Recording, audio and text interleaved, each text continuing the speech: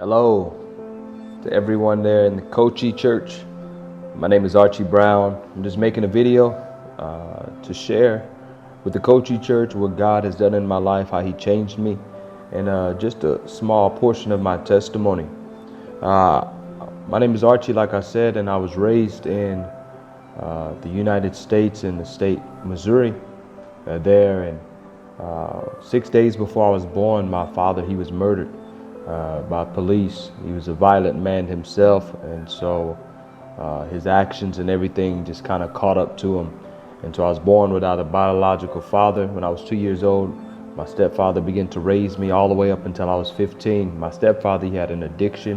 He was an alcoholic, would go and do drugs and be missing for a couple of days. And when I was 15 and a half, my mother, she finally got fed up with it and couldn't take anymore, and so she left him. We moved to another state, the state of Utah.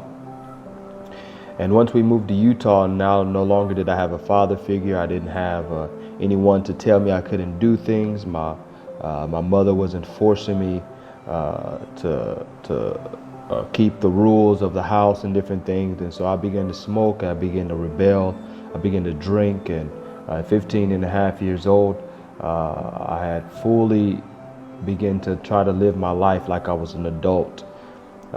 Later that year, my mother, she went back to go watch my older sister graduate because she was still living in our hometown, staying with her grandmother. And when she went, we just thought that she was going to go for a week or something. And so when she left, we had a great time. We partying. We had all our friends over the house, drinking and smoking. And she never came back. Week went by, 2 weeks went by, 3 weeks went by, a month went by, and my mom never came back. And so at this time, I'm about to turn 16. My brother, he goes do some yard work for some money, buys a cake, and just me and him in a house that had no electricity. And he was singing happy birthday to me, just me and him. And that wasn't a way that I imagined me turning 16. And so at this time, we had no food, we had nothing. And so I began to turn to gangs. You know, they looked like they had a family. It looked like they were having money, these people that were selling drugs and different things. And so at 16 years old, I began to sell drugs. I began to use drugs even harder because now I had nothing to live for, had no goals or anything. And so I lived like that all the way until I was about 20 years old, 21 years old. Just living for the moment, I began to, fully indulge in violence and gangs and all these activities. Went to jail a lot of times, more times than I would like to admit. And I was just living on the edge. And I believe around 2021, I began to feel that real emptiness. No longer was these things fun anymore. It wasn't fun. And I couldn't hide behind the drugs and the alcohol. I wanted to stop. I wanted to get out, but I didn't know how.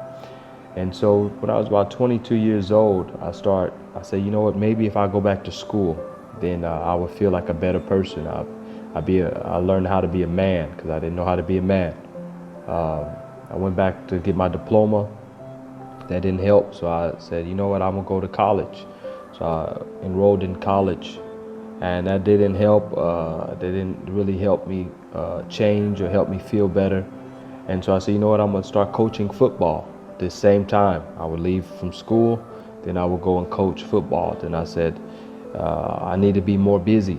And so then I started boxing to keep myself in shape. I thought, I'm trying to get my education.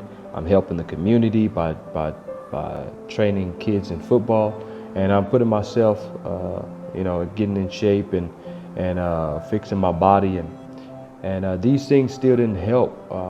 It wasn't until maybe 5 months after this phase of me trying to find out how to be a man, how to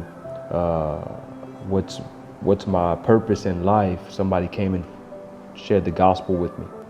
I was on my way to go gamble, go party on a weekend, go celebrate an anniversary with my wife.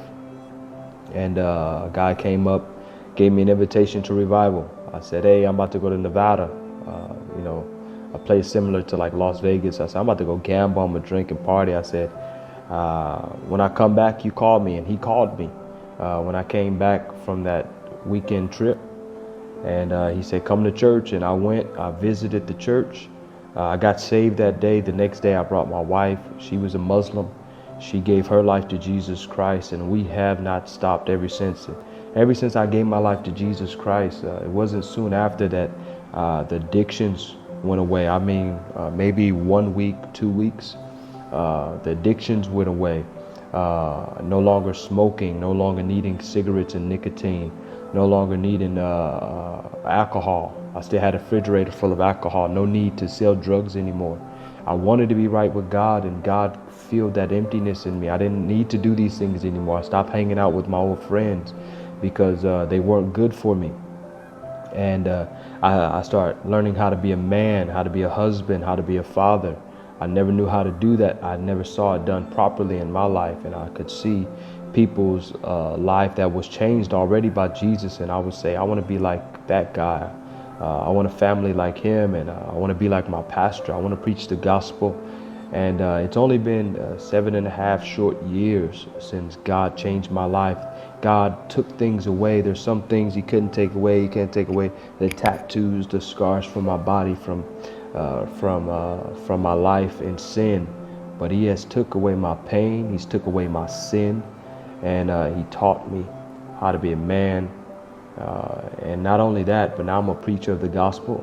I get to preach the gospel all over the world to people that need the same thing that I needed. They need a chance. They need hope. Or should I say a second chance. People need a second chance, and so the gospel offers a second chance. If you don't know Jesus Christ, if you haven't made a decision to stop hanging out with those friends you know are toxic to you, you need to make that decision, because when you stand before God, it's just going to be you and God. It won't be you and your family, you and your mom, you and your dad, or you and your friends. It's just going to be you and God. And he's going to be looking to see if you were saved on earth, if you had given your life to Jesus Christ, you were born again. That's exactly what Jesus did in my life. And so if you're out there, you need chance. You need change. You need a new chance. You need some fresh hope. It's only in Jesus Christ, not school, not relationships, not careers. It's in Jesus Christ and him alone. I thank you for listening to my story there in Kochi. Goodbye until next time.